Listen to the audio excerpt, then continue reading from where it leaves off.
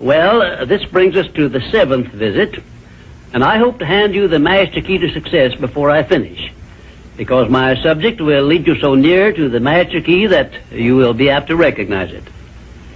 As I have suggested in previous visits, a positive mental attitude can clear away all obstacles which stand between you and your major purpose in life. Because of the importance of the subject of our visit, I shall not only tell you that a positive mental attitude heads the entire list of the 12 great riches in life, but I am going to give you explicit instructions as to what you must do to keep your mind positive. In all the success books I have written, I have never suggested to my readers what they should do without clearly telling them how to do it. Are you ready? If you are ready, this visit may bring the most important change in your life you have ever experienced. 1. Learn to adjust yourself to other people's state of mind and difficulties so as to get along peacefully with them and to refrain from taking notice of trivial circumstances in your relations with other people by refusing to allow them to become controversial incidents. Great people always avoid small incidents of controversy when possible. 2. Establish for yourself a definite fixed system of conditioning your mind at the beginning of each day so you will keep it positive under all circumstances. 3. Learn the art of selling yourself to other people by indirection, such as asking leading questions which will bring out the sort of reactions from others which you desire. And do not permit yourself to be drawn into argument over unimportant subjects. 4. Adopt the habit of having a good-hearted laugh every time you become irritated or angry, and it will help you if you begin each day with 1 minute of hearty laughing. This will change the chemistry of your brain and start you out with a positive mental attitude. However, you had better get out of sight when you take your laughing exercise. 5. Start each day with an expression of gratitude for all the adversities, defeats, failures you have experienced in the past, and search for the seed of an equivalent benefit these have yielded you through the passing of time. Then give thanks for the blessings you expect to receive during the day. 6. Learn to concentrate your attention on the can-do portion of all of your problems and desires and start action where you stand in carrying out this portion.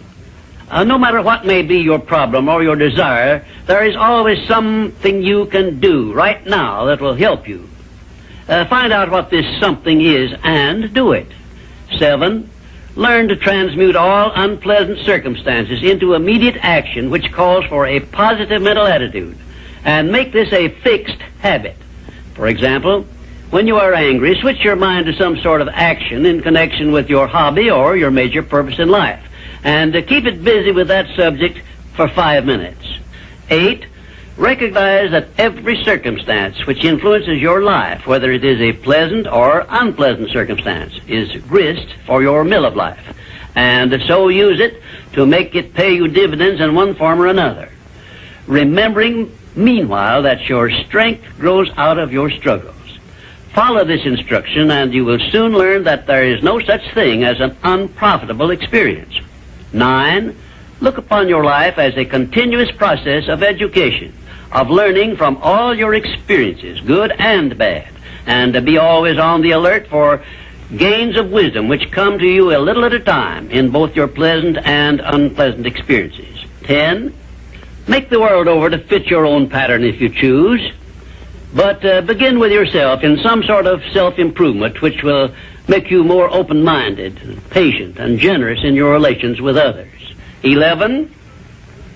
Express gratitude twice daily for your recognition of the fact that you have been given complete control over your own mind, and ask for guidance in order that you may use this profound gift wisely in all your thoughts and acts. 12. Go out of your way daily to comment enthusiastically on the good qualities of those with whom you live and work, but do not mention their negative qualities. Then observe with benefit to yourself how quickly others will begin to concentrate on your good qualities.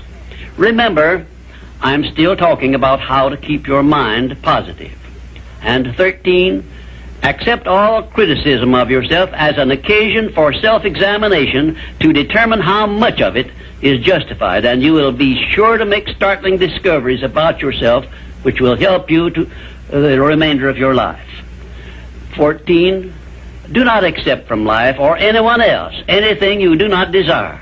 And remember that Mahatma Gandhi proved himself to be more powerful than the great British military forces by this simple method of passive resistance. 15. Remember always that there are two kinds of circumstances which cause you to worry. Those you can do something about, and those you can do nothing about. Nothing, that is, except to use passive resistance and refuse to permit them to worry you. 16. Keep your mind eternally engaged in thinking of that which you desire most, your major purpose in life. So no time will be left for you to waste on thinking of that which you do not want.